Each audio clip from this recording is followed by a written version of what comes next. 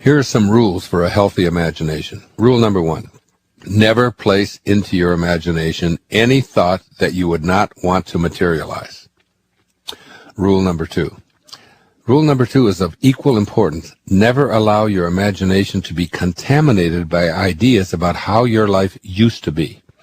You need faith in your power to make the non-existent your reality.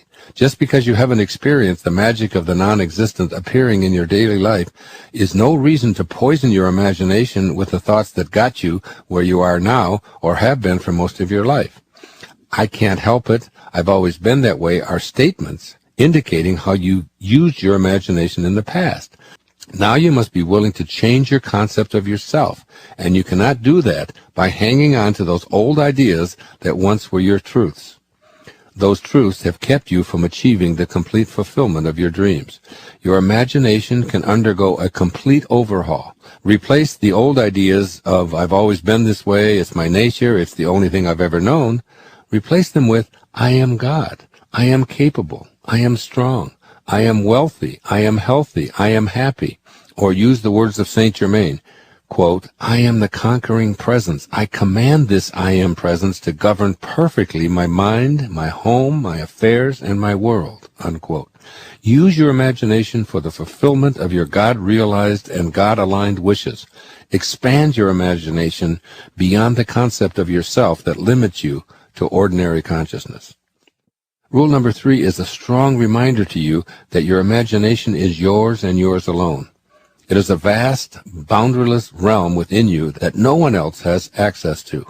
No one can peer into your imagination and place things in there that they prefer for you, nor can they extract any ideas that are percolating in that grand imagination of yours. Your imagination is your own fertile field for growing any seedlings that you choose to plant for a future harvest.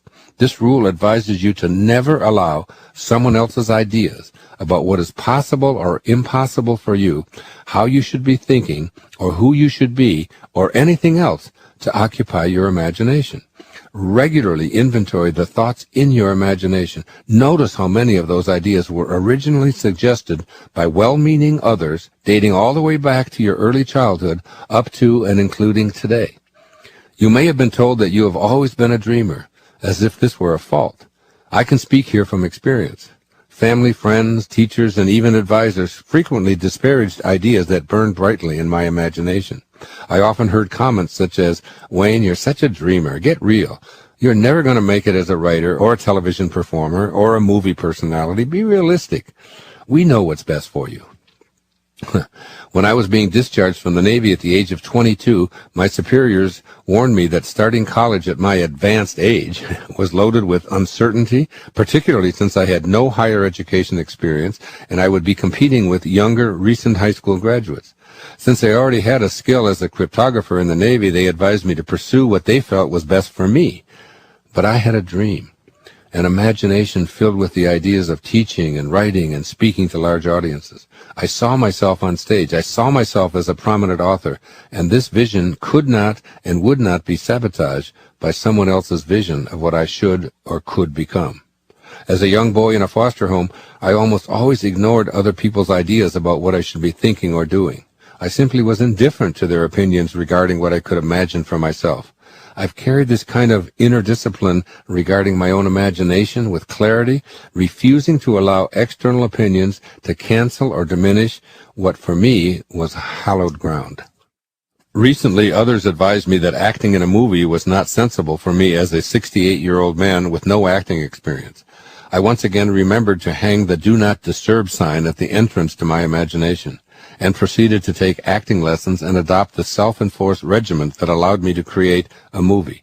It is a product that fills me with pride today, all because I have diligently practiced rule number 3. I urge you to watch The Shift and see what I mean. Never, and I mean never, allow anyone else's ideas of who you can or can't become to sully your dream or pollute your imagination. This is your territory. And a keep out sign is a great thing to erect at all entrances to your imagination.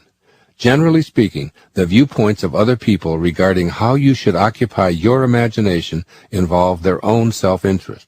Frequently, the inclination to meddle in your imagination is a way to get something for themselves by persuading you of the folly of your dreams. Enlist only those, including yourself, who are primarily interested in what you see or hear in your imagination about your life. Rule number 4. Rule number 4 may surprise you. It concerns what you don't want to let monopolize your imagination. Do not let your imagination be restricted to the current conditions of your life, or what I call being obsessed with what is. Your imagination is unlimited, and if you've opted for an ordinary level of living, it is tempting to stay in what is rather than what you unabashedly intend to manifest for yourself. Keep reminding yourself that everything that you've believed has gotten you to precisely the point where you are now. If you want to elevate your life and become a manifester, then you have to change what you believe to be true about yourself that has landed you exactly where you are today. The sentiments of, this is reality, this is just the way things are, there's nothing that I can do to change it, and the like are pernicious thoughts that will taint and defile your great gift of I am that I am, which is your divine inheritance from your Creator. Just as growth isn't possible if one continues doing things exactly the same today as yesterday and tomorrow, so is your imagination charged with the same challenge.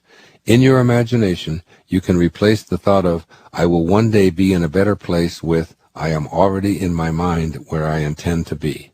This may sound irrational because you are accustomed to evaluating your life on the basis of what your senses tell you is your reality.